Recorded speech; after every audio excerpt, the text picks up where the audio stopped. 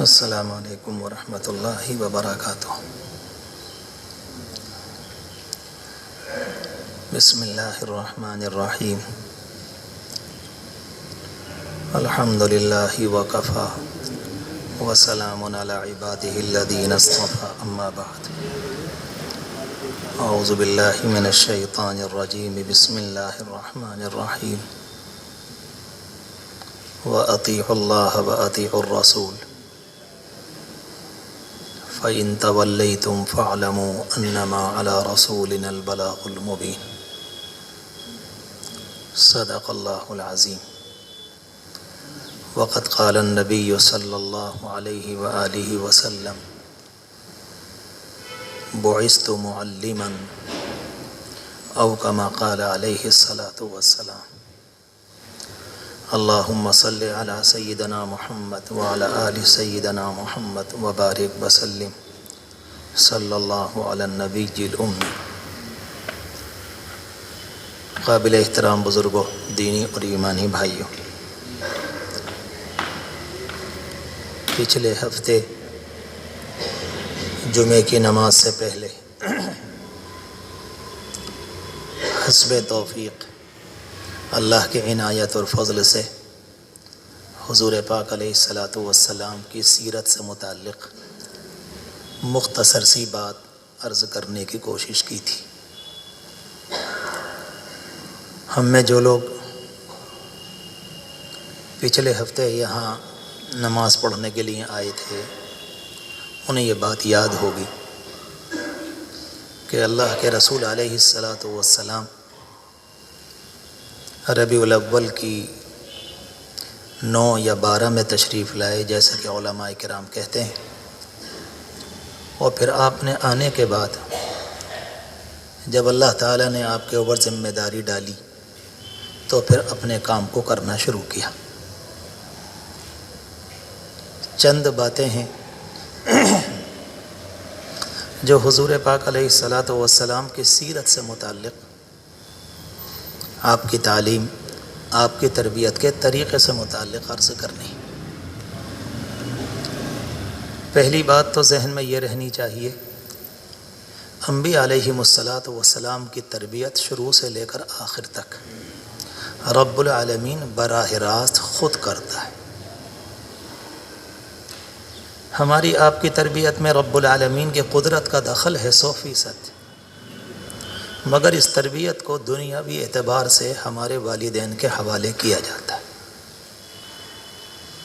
ہماری آنکھوں کے سامنے والدین اپنے بچوں کی دیکھ ریکھ کرتے ہیں، اچھے ہوتے ہیں تو اچھی باتیں بتاتے ہیں، اچھے نہیں ہوتے تو نہیں بتاتے۔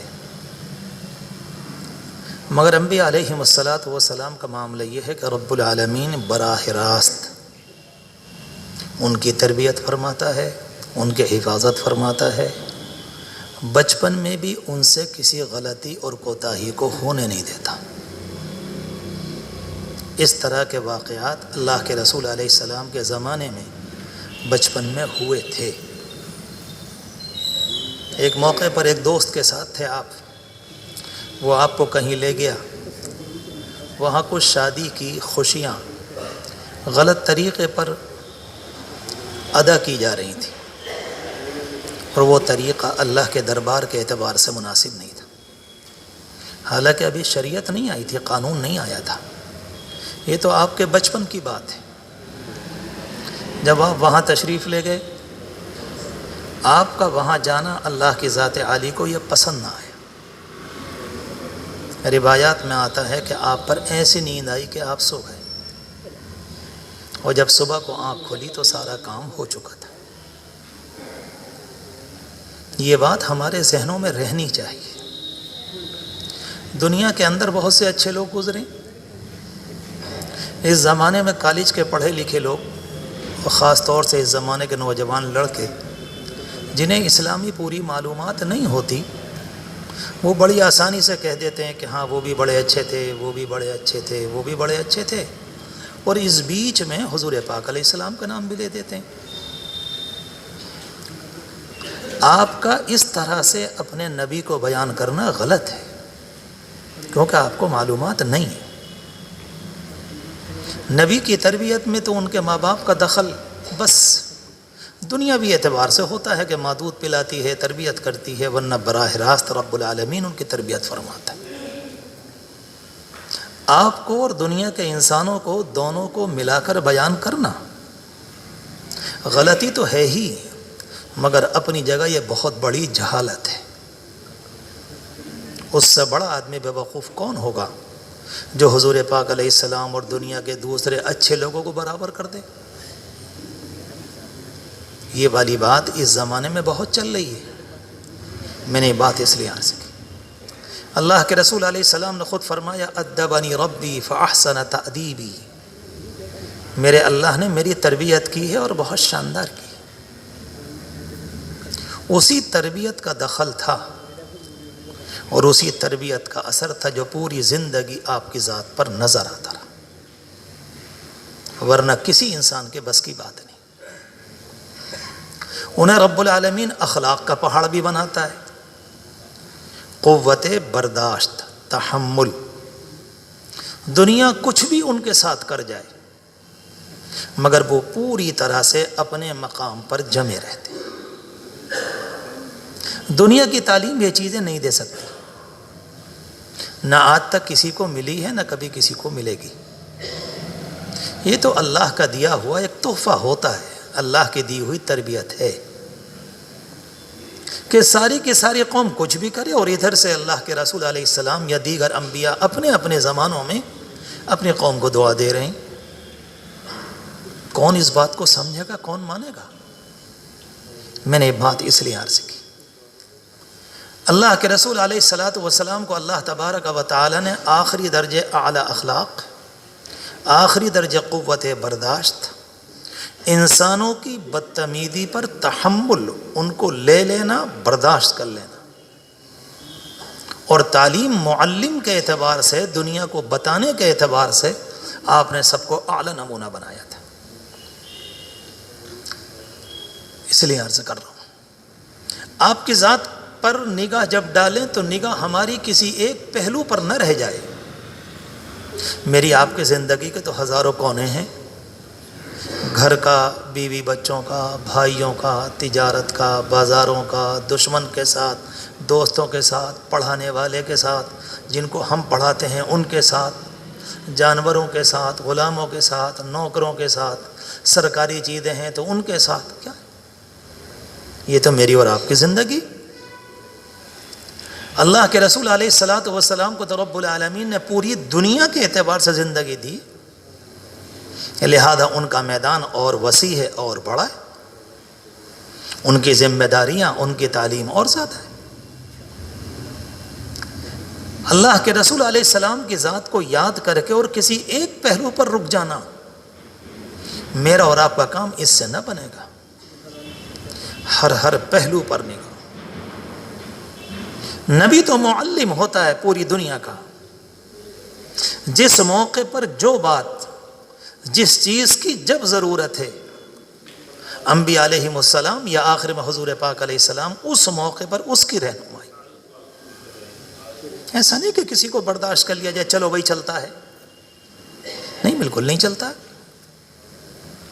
میں نے پچھلے ہفتے بات کی تھی، شاید ادھوری بیچ میں رہ گئی تھی، اب یاد آتا ہے کہ جس زمانے میں آپ کے بیٹے کا انتقال ہوا اور لوگوں نے یہ کہنا شروع کیا کہ سورج کو بھی غم ہے۔ ظاہر بات ہے، ایک ایسے ماحول میں جب لوگ آپ کے مخالف ہیں، آج ہی انتقال ہوا ہے اور آج ہی گہن لگا ہے، اور ساری دنیا یہ کہہ رہی ہے کہ واقعی کوئی بڑے آدمی ہیں، بیٹے کا انتقال ہوا، سورج بھی آنسو بہا رہا ہے، تو ظاہر بات ہے یہ والی بات تو آپ کے فیور میں جا رہی تھی نا۔ تو دنیا کا اگر کوئی ہوتا تو وہ یہ کہتا چلو ٹھیک ہے، متاثر تو ہوئے، کسی طرح سے ہوئے، چلو مانو تو صحیح، مگر آپ نے اسی وقت انکار کیا۔ یہ اللہ کی نشانیوں میں سے ایک نشانی ہے، کسی کی موت یا زندگی سے اس کا کوئی تعلق نہیں۔ اس کا مطلب یہ ہوا کہ وقتی طور پر وہ کسی مسئلے کو اپنے حق میں کیش نہیں کرتے کہ بات بن نہیں ہے تو یہ کر لو، نہیں، یہ تو سب بات کی باتیں ہیں۔ ہر پہلو پر اور جب اللہ کے رسول علیہ الصلاۃ والسلام کی زندگی کو مختلف لوگ مختلف پہلوؤں سے ہر اعتبار سے غور کریں گے، پتہ چلا کچھ اللہ کے بندوں نے اس کو لیا، کسی نے اس کو لیا، کسی نے اس کو، کسی نے اس کو۔ کچھ اللہ کے بندے وہ بھی ہوں گے جو پوری سیرت کو اپنے اندر لانے کی کوشش کریں گے، کوشش کرتے کرتے دنیا سے چلے جائیں گے۔ تو ظاہر ہے حضور پاک علیہ السلام کے سنتیں اور آپ کا طریقہ دنیا میں عام ہوگا۔ تنہا مسئلہ زبانی تو ہے نہیں کہ بس ایک بات کو کہہ دیا اور بات آگے بڑھ گئی۔ ایک ایک چیز غیروں نے ہمارے ساتھ کیا کیا اور ہمیں کیا کرنا چاہیے، اگر آپ اس والے پہلو کو نہیں کھولتے ہیں تو اس کا مطلب یہ نکلا کہ آپ نے سیرت کے اس پہلو سے آنکھیں بند کر لی۔ کوئی سوال نہیں ہے۔ حدیث شریف میں آتا ہے جب مکہ مکرمہ فتح ہوا اور اللہ کے رسول علیہ السلام ہجرت کر کے مدینہ منورہ چلے گئے، اور وہاں جانے کے 8 سال کے بعد مکہ مکرمہ کو دوبارہ آپ کو کامیابی ملی مکہ مکرمہ پر، جس کو فتح مکہ کا یادگار واقعہ کہا جاتا ہے۔ اس وقت ظاہر ہے کہ سارے لوگ جو دشمن تھے وہ سب سامنے تھے، ہوائی جہاز راکٹوں کا زمانہ تھا نہیں، کہاں بھاگیں گے، کہاں جائیں گے؟ کچھ لوگ جنگلوں میں، کچھ پہاڑوں میں بھی چلے گئے، لیکن تقریباً سارے کے سارے۔ اور اللہ کے رسول علیہ السلام دنیا کے سب سے ذہین انسان تھے، سب سے۔ آپ کو ساری باتیں ان سب کی یاد تھیں، انہوں نے یہ کیا، انہوں نے یہ کیا، انہوں نے یہ کیا، انہوں نے یہ کیا۔ آج موقع ہے، اگر آپ صحابہ کرام کو ایک اشارہ کرتے، سچی بات یہ کہ صحابہ کی تلواریں قیمہ کر دیتی، سچی بات۔ مگر آپ نے کیا فرمایا؟ سیدھی سی بات، آج میں تم سب کے لیے معافی کا اعلان کرتا ہوں۔ ان کے تصور میں نہیں تھی یہ ہو کیا رہا ہے۔ لکھنے والوں نے لکھا ہے کہ ایک دم ان مشرکوں میں سے اللہ کے رسول علیہ السلام کی طرف دوڑ لگ گئی، دیوانہ وار، ایک دوسرے کو دھکا دیتے ہوئے، تاکہ ایمان لانے میں پہل میں کروں، پہل میں کروں، پہل میں کروں۔ مسئلہ کیا تھا؟ دنیاوی اعتبار سے وہ یہ سمجھ رہے تھے جس طرح اور بادشاہ آئے ہیں شروع میں اچھی باتیں کرتے ہیں، جب قبضہ ہو جاتا ہے تو پھر اپنے من کی کرتے ہیں۔ الیکشن کے موقع پر باتیں کیسی ہوتی ہیں اتنی موٹی تو مجھے اور آپ کو بھی پتہ ہے، اور جب پورا غلبہ ہو جاتا ہے تو پھر کیا ہوتا ہے؟ دنیا کا شاید کوئی بڑا چور ہوگا جو نہ شرما جائے، پھر یہ ہوتا ہے۔ مگر ان کے تصور میں تو بات سوچا تو کچھ اور تھا، اور یہ اللہ کا بندہ کہہ رہا کہ جاؤ سب کی معافی۔ اس کا مطلب یہ نکلا کہ آنکھوں کے سامنے جو پردہ پڑا تھا وہ ہٹ گیا، ہم کچھ اور دنیا میں تھے، ہم کچھ اور سوچ رہے تھے، اور یہ اللہ کا بندہ تو کچھ اور نکلا۔ یہ تاریخ عجیب و غریب واقعہ اسلام۔ اس سے اندازہ ہوتا ہے کہ حضور پاک علیہ الصلاۃ والسلام کو رب العالمین نے کتنے اعلیٰ اخلاق پر۔ ایک صاحب آپ کے پاس آئے اور آپ کے گلے میں رومال ڈالا، جو ہوتا ہے لوگوں کے گلے میں پڑا ہوا، اور آپ کی چادر کو اتنی زور سے دبایا کہ یہاں نشان لگ گیا،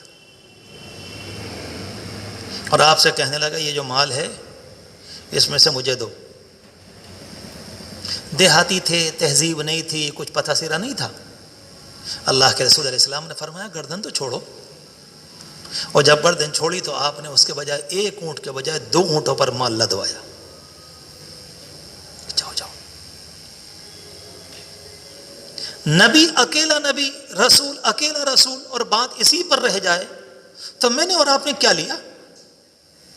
میرے اور آپ کے نبی کہنے سے ان کی عظمت میں تو کوئی فرق آتا نہیں، انہیں تو اللہ نے بنایا اتنا پیارا ہے، صرف زمانی جمع خرچ، اور اسی پہ زندگی بیتی جا رہی۔ سچی بات یہ کہ ہم نے اپنے آپ کو جتنا احمق بنایا دوسری قوموں نے کم بنایا ہے، ایک الو بنے میں زندگی گزر رہی ہے، اپنی زبانی جمع خرچ سے بالکل مطمئن ہے کہ شاید یہی چیز کام آ جائے گی۔ میں نے پچھلے ہفتے تفصیل سے عرض کیا تھا کہ نہیں، مسئلہ یہ نہیں ہے، ہمارے ایمان کا تعلق یہاں سے نہیں، ہمارے ایمان کا تعلق یہاں سے۔ ایک وقت میں دو چیزیں چاہیے، ادائیگی یہاں سے، گہرائی یہاں سے۔ یہاں سے بولا جائے، یہاں نہ ہو تو معتبر نہیں، یہاں ہو اور نہ بولا جائے تو بھی معتبر نہیں۔ کوئی انسان دل میں کہے کہ میں تو اللہ اس کے رسول کو مانتا ہوں اور اقرار نہیں کرتا، تو اسلام کہتا نہیں آپ کے اقرار کا کوئی اعتبار نہیں۔ ایک ہی وقت میں دونوں باتیں، اگر اخلاق کا لفظ یہاں سے بولا جائے گا تو اس کی جڑ دل میں ہے، اس کے بغیر کہانی نہیں ہے۔ اللہ کے رسول علیہ السلام تشریف فرما تھے مسجد میں، ایک نہاتی آیا اور اس طرح سے بیچارہ آیا کہ اپنے اونٹ کو مسجد میں لے کر آ گیا۔ عجیب بات ہے، کتنا بڑا اللہ کا بندہ، کیسی تواضع! ایک ہی وقت میں آسمانوں کی بلندی، ایک ہی وقت میں تواضع کا حال یہ ہے کہ جھکے ہوئے، اپنے اونٹ کو لے کر مسجد کے صحن تک آ گیا اور آ کر کہتا ہے کہ تم میں نبی کون ہے؟ آپ کا نام لیا تھا، تم میں محمد کون ہے صلی اللہ علیہ وسلم۔ لوگوں نے اشارہ کیا کہ جی یہ ہے۔ اس سے پتہ چلا کہ آپ لوگوں کے بیچ میں ایسے بیٹھتے تھے جب مجلس ہوتی تھی کہ کچھ بھی نہیں، آنے والے کو پوچھنا پڑتا تھا۔ بلا کی سادگی، تواضع، اور جس موقع پر آپ اپنے آپ کو نیچا کر رہے ہیں، رب العالمین کی نگاہ میں سب سے محبوب ہیں۔ پبلک ان کی تواضع سے کبھی کبھی گمراہ ہو جاتی ہے، وہ یہ سمجھتی ہے کہ تو اپنے آپ کو بہت چھوٹا بنا رہے ہیں، تو لوگ آخر میں آگے چل کر لوگ یہ سمجھنے لگتے ہیں کہ شاید یہ اللہ کے بندے چھوٹے ہی ہوتے ہیں۔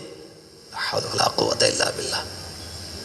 ان کی تواضع کی بنیاد پر نہیں، اپنے آپ کو چھوٹا رکھنا۔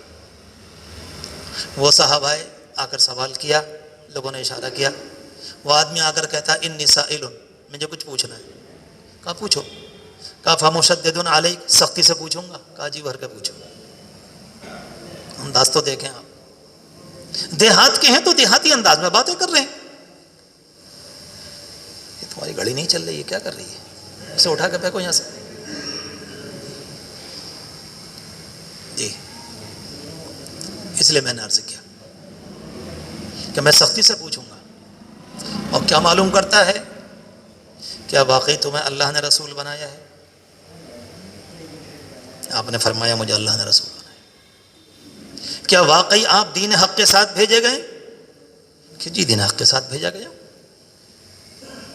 پورے عجیب و غریب ایک کہنا چاہیے جس کے اندر سختی ہے لب و لہجے میں، اور اس طرح سے وہ انسان بات کر رہا ہے، اور آپ ساری باتوں کا جواب دے رہے، 1 2 3 4 5۔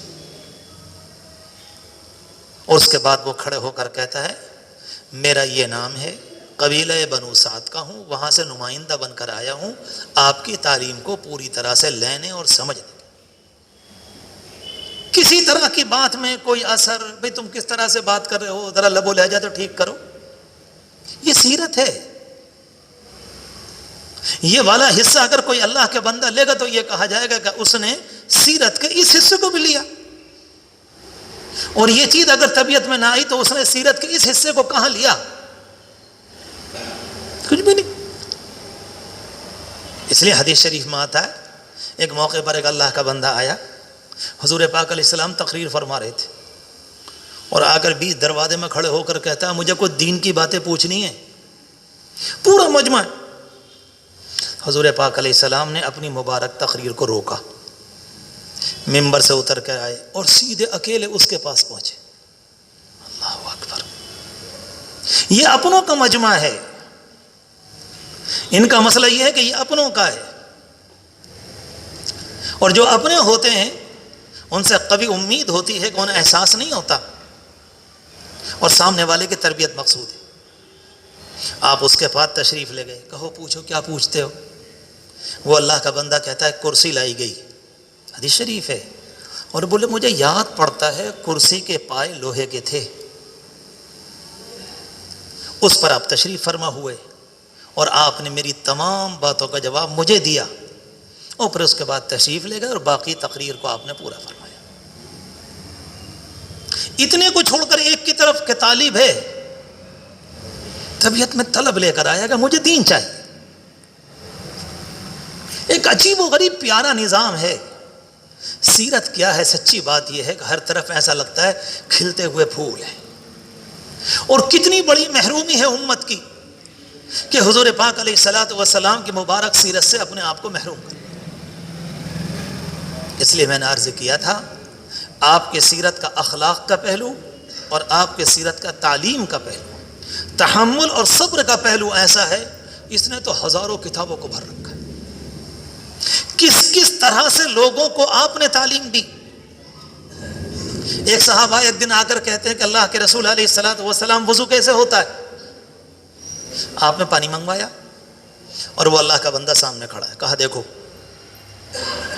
آپ نے وضو کیا، 3 دفعہ ہاتھ دھوئے، 3 دفعہ کلی کی، پھر ناک میں پانی ڈالا، پھر 3 دفعہ چہرہ دھویا، پھر اس کے بعد دونوں کوہنیاں تک دھوئے، اس کے بعد سر کا مسح کیا، پھر اس کے بعد پاؤں دھوئے۔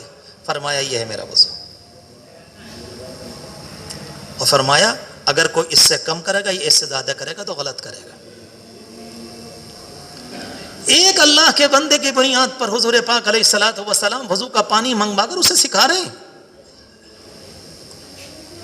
میں سوچتا ہوں کہ ربیع الاول کے آنے پر ہم کتنا کچھ کر سکتے ہیں، مگر سچی بات یہ ہے کہ ایسا لگتا ہے نہ کرنے کی قسم کھا رکھی۔ یہ کون سی سیرت ہے؟ یہ کون سا ربیع الاول ہے؟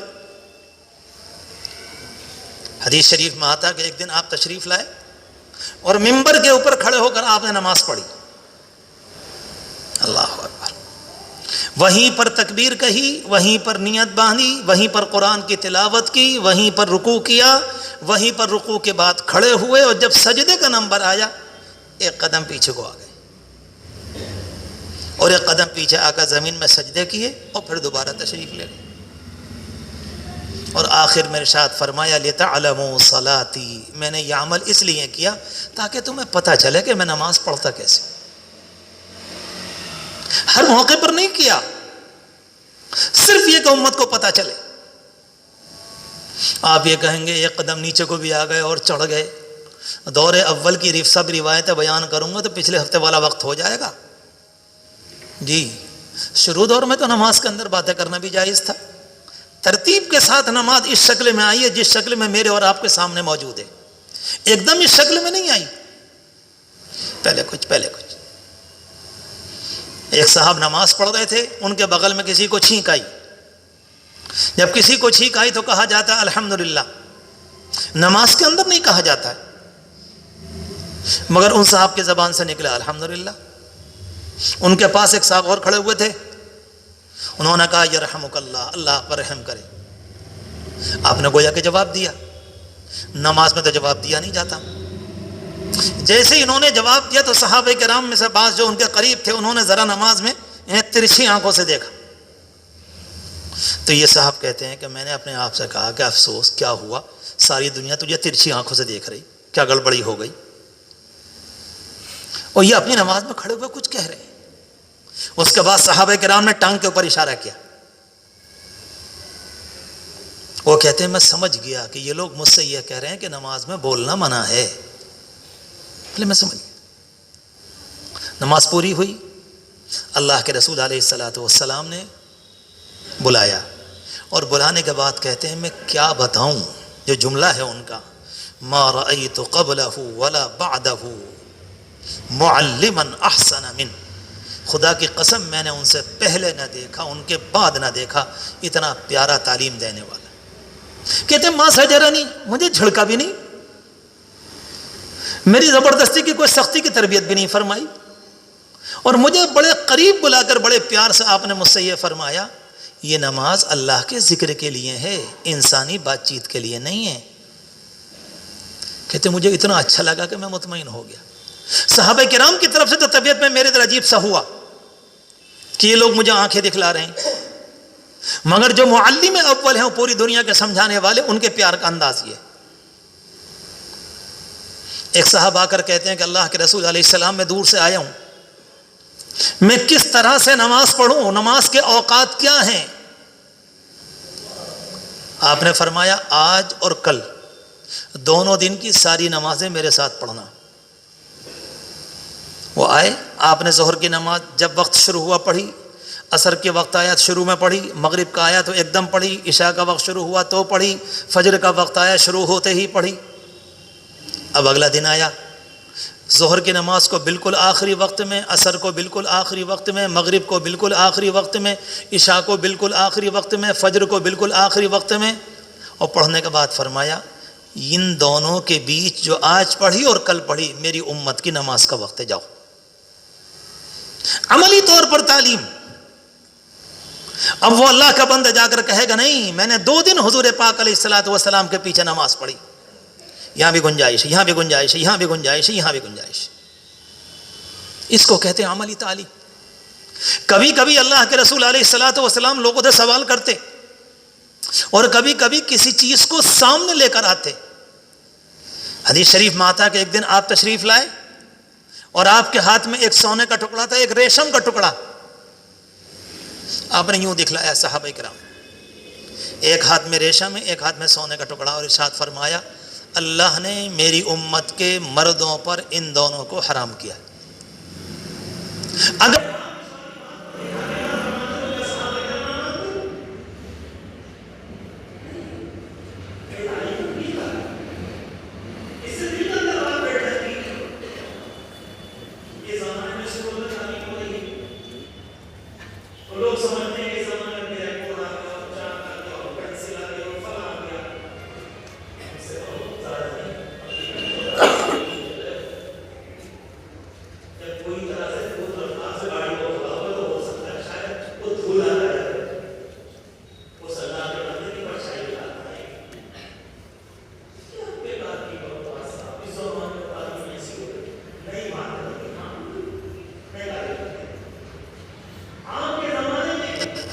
آپ ممبر پر تشریف، مؤمن للمؤمن، ایمان والا ایمان والے کے لیے قلب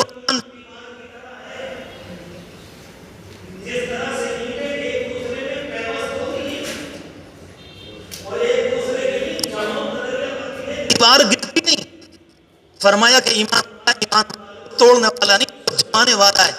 اور صحابہ کرام کہتے ہیں ہمارے سامنے انگلی میں انگلی پھنسائی کہ اس طرح سے ہوتا ہے۔ یہ تعلیم ہو رہی ہے۔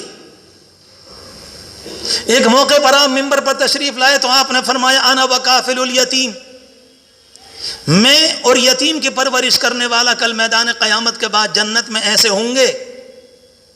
فرمایا کہ ایک یہ انگلی اور ایک یہ انگلی، جتنی یہ دونوں قریب ہے وہ اللہ کا بندہ میرے اتنے قریب۔ اللہ اکبر، کتنے خوش نصیب ہیں وہ لوگ جن کے گھروں میں کچھ یتیم پل رہے ہیں۔ دنیا میں کوئی ترازو نہیں، اور قسم خدا کی لغت اور ڈکشنری میں کوئی لفظ نہیں جو اس اللہ کے بندے کے وزن کو بیان کر سکے۔ جبھی تو آپ نے فرمایا تھا خیر بیت فیہ یتیم، شاندار گھرانہ وہ ہے جس میں کوئی یتیم ہو۔ صحابہ کرام تو اس انتظار میں رہتے تھے اگر کوئی یتیم مل جائے مجھے پرورش میں تو میں لے کر آؤں، میں اسے پالوں اور میرے گھر میں رہے۔ لیکن معاملہ اس زمانے میں الٹا ہو گیا، نہ وہ توجہ، نہ وہ پیار، نہ وہ شفقت۔ ایک موقع پر آپ تشریف، آپ نے فرمایا مجھے سب سے زیادہ ڈر تمہارے اوپر جو لگتا ہے، مجھے سب سے زیادہ ڈر تمہارے اوپر جو لگتا ہے اس سے۔ صحابہ کرام نے دیکھا اور آپ نے اپنی مبارک زبان پکڑی، کہا کہ اس سے۔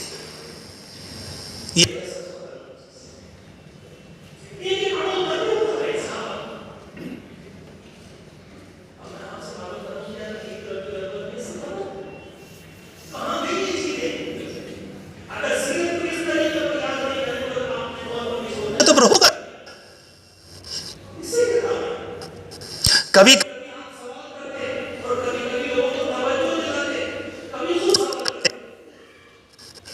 ایک صاحب سے ایک دن سب بیٹھے ہوئے تھے، آپ تدرون من مسلم،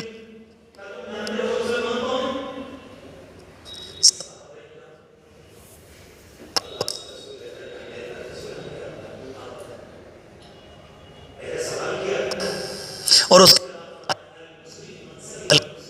لسانی ہی وجہ تھی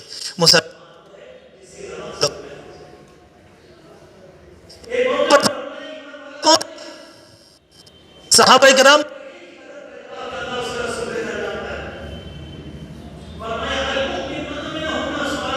واموالہم، ایمان والا وہ ہے اس میں اپنے مال پر، اپنی آبرو پر.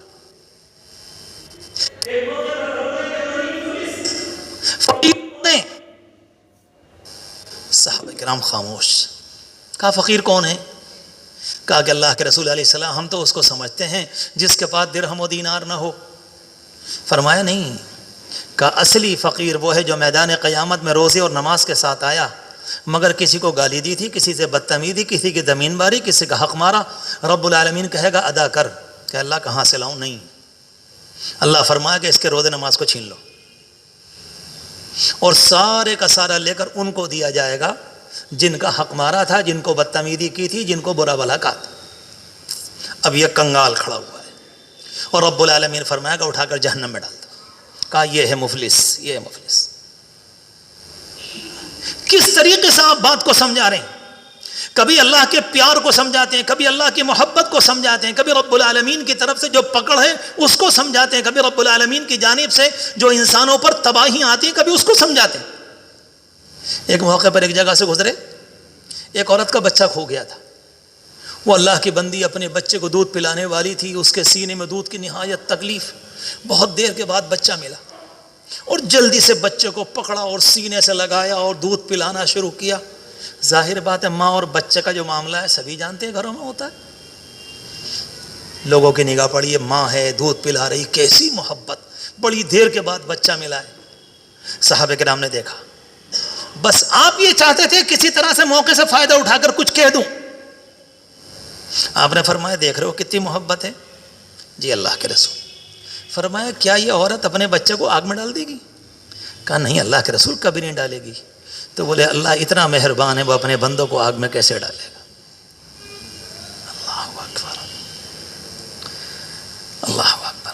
حدیث شریف میں آتا ہے کہ ایک دن آپ نے سفر کیا، پہاڑوں کے درمیان میدان کے اندر آپ موجود تھے اور 14ویں رات کا چاند چمک رہا تھا.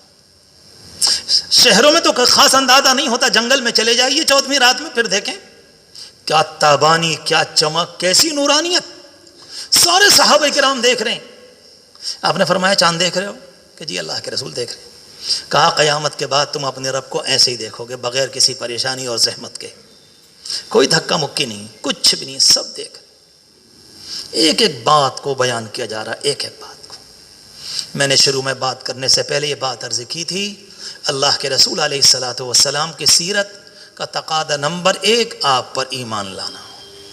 میرے جوانوں جو چھوٹے ہیں مجھ سے، ان سے کہنا چاہ رہا ہوں دیکھو تنہا زبانی کام نہیں بنے گا، نہیں بنے گا، نہیں بنے گا، خدا کی قسم نہیں بنے گا. اللہ کے رسول علیہ السلام نے کبھی کبھی قسم کھا کر فرمایا. آپ کا مزاج قسم کھانے کا نہیں تھا.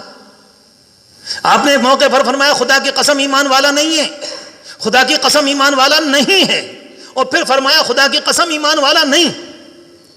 اللہ کے رسول فرمائے اور صحابہ کا مجمع سننے والا سناٹا آ گیا. بڑے ادب اور احترام سے عرض کیا کہ اللہ کے رسول کس کے متعلق فرما رہے ہیں؟ کہا جس کی بدتمیزیوں سے اس کا پڑوسی محفوظ نہ ہو. کہا نہیں ہے، نہیں ہے، نہیں.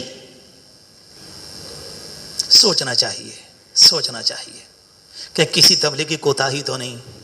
میرے پیارو آپ میرے اپنے اس لیے کھل کر کہہ دیتا ہوں، اپنی نمازوں پر، اپنی زبان پر، اپنی آنکھ پر. یہ حل نہیں ہے کہ زمانے کا حال یہ ہے، یہ حل نہیں ہے. زمانہ ایسا ہی ہے، یہ حل نہیں ہے. بچے ساتھ نہیں دیتے، یہ حل نہیں ہے. بیوی بات کو نہیں مانتی، یہ مسئلے کا حل نہیں. یہ سارے مسائل تو اس زمانے میں بھی تھے جس زمانے میں حضور پاک علیہ السلام تشریف لائے، یہ اس زمانے میں موجود تھے. اور پچھلے ہفتے میں نے عرض کیا تھا کہ معافی تلافی اللہ کی رحمت کے بغیر نہیں، معافی تلافی نہیں، قطعاً نہیں. ایک دن آپ نے فرمایا یہ مال غنیمت جو ہے میرا اور تمہارا حصہ میں اتنا ہی ہے جتنا اللہ نے متعین کیا. یہ مال غنیمت جو ہے اس میں میرا اور تمہارا حصہ اتنا ہی ہے جتنا اس میں اسلام نے طے کیا ہے، رب العالمین کی طرف سے طے. اور فرمایا کہ اس کے علاوہ اگر کوئی آدمی بغیر اجازت کے لے لے تمہارے لیے بھی جائز نہیں، اور خود اپنے لیے فرمایا کہ میرے لیے بھی جائز نہیں. اور لوگوں کو سمجھانے کے لیے اونٹ پر جب موجود تھے آپ، اونٹ کی گردن کے یہاں سے شانے سے کچھ بال لیے آپ نے، بال، اور بال لے کر صحابہ کرام سے کہا جیسے یہ بال ہیں اتنی بھی گنجائش نہیں ہے اللہ کی اجازت کے بغیر لینے کی. کس طرح سے سمجھایا. ایک موقع پر آپ کے صحابی ہیں، آخری بات عرض کروں، حضرت سعد بن معاذ رضی اللہ تعالیٰ عنہ، بہت بڑے صحابی. مقام کا تو یہ حال ہے کہ جب انتقال ہوا تو اوپر ایک دفعہ فرشتوں کی دنیا میں ہلچل مچ گئی. ایک دفعہ کو دنیا ہل کے جا پڑی. اتنا بڑا اللہ کا بندہ. انتقال ہوا، اللہ کے رسول علیہ الصلوۃ والسلام جنازے میں تشریف لائے، کفنایا گیا، سب کچھ ہو گیا، نماز پڑھی گئی. ان کو جب دفنایا گیا آپ بہت دیر تک دعا کرتے رہے. صحابی رسول ہیں، حضور پاک علیہ السلام کے چہیتے صحابی، بڑے پیارے، جوانی میں انتقال ہوا تھا. آپ سے لوگوں نے بعد میں پوچھا کہ اللہ کے رسول علیہ السلام خلاف معمول آج آپ نے بہت دیر دعا فرمائی، خیریت تو ہے؟ کیا معاملہ؟ اتنی دیر تو آپ نہیں فرماتے. آپ نے فرمایا مجھے اللہ کی طرف سے اطلاع ملی اس بندے کی قبر اس کے اوپر بھینچ دی گئی اور اس کی پسلیاں ایک دوسرے میں چلی گئی.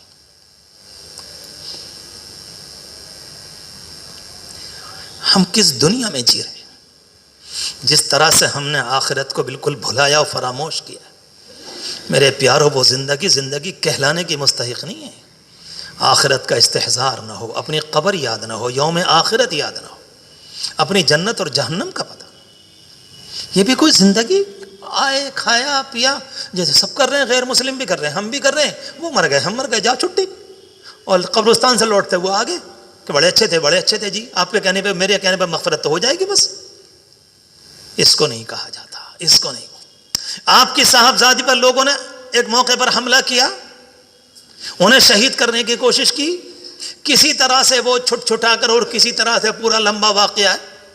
مدینہ منورہ آ گئیں، بیمار ہوئیں، ابا جان نے بڑا علاج کرایا، اللہ کی طرف سے شفا مقدر نہیں تھی، جو وقت طے تھا وہ آیا، انتقال ہو گیا. آپ قبرستان تشریف لائے، اپنی بیٹی کو اتارا، اور اس وقت قبر میں ابھی تختے یا پتھر نہیں رکھے گئے تھے. وہاں پر جو چیز رکھی جاتی تھی، ایک مبارک پاؤں ادھر، ایک مبارک پاؤں ادھر، اور بیٹی کا جنازہ بیچ میں، کھڑے ہو کر دعا کر رہے ہیں اللہ سے. صحابہ کرام سناٹے میں.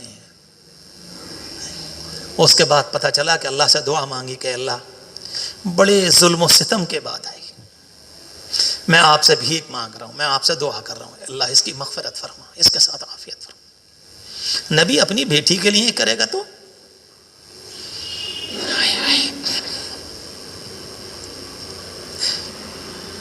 ایک دن فجر کی نماز پڑھائی، ایک گھر میں گئے، دوسرے میں گئے، تیسرے میں گئے، پھوپھی کے ہاں گئے، بیٹی کے ہاں گئے، ام ایمن تھے جو آپ کی تھی انا، ان کے ہاں گئے، اور جا کر سلام کے دروازے پر السلام علیکم.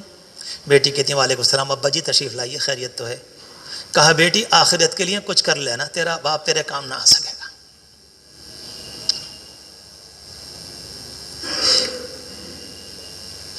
حضرت صفیہ کے ہاں گئے، پھوپھی جان السلام علیکم. وعلیکم السلام بھتیجے، مرحبا، آئیے تشریف لائیے. کہانی کسی کام سے نہیں آیا، صرف اس کام سے آیا تھا، بتانے کے لیے اعمال کر لیجیے گا، یہ تمہارے کام نہ آ سکے گا بغیر عمل کے. پھر ان کے ہاں گئے، ہر ایک دوسرا. میرے عزیزو، سیرت کی روشنی میں اگر کچھ لے لیا تو خدا کی قسم یہاں بھی کامیاب اور وہاں بھی کامیاب. یہی عید میلاد النبی، یہی عید میلاد النبی. کوئی آدمی اسلام کے مطابق دکان کر لے، وہی عید میلاد النبی. اسلام کے مطابق زندگی گزار لے، اللہ کی قسم وہی عید میلاد النبی کا مستحق ہے کہ واقعی تو نے پیغام کو لیا. کوئی آدمی یہ طے کر لے مجھے سچ بولنا ہے، مجھے گناہ نہیں کرنے، مجھے جوا نہیں کرنا، مجھے شراب نہیں پینی اس ربیع الاول کے مہینے میں، اس سے بڑا خوش نصیب کوئی نہیں. اس نے عید میلاد النبی کا حق ادا کیا. اللہ ہم سب کو نصیب فرمائے. اللہ ہمیں نمازوں کا پابند بنا دے. اللہ ہمیں نمازوں کا پابند بنا دے. ہمارے گھروں میں دین کے ماحول کو جاری فرما دے. اللہ ہماری نسلوں میں قیامت تک کے لیے ایمان کو طے فرما دے. ہم نے جو گناہ کیے کوتاہی یا عمدن یا جان بوجھ کر یا بھول سے، اللہ اپنے کرم سے ہم سب کے گناہوں کو معاف فرما دے. ہمارے مریضوں کو شفا عطا فرمائے. ہمارے مرحومین مرحومات کی مغفرت فرمائے. ساری امت کی حفاظت فرمائے. وآخر دعوانا ان الحمد للہ رب العالمین.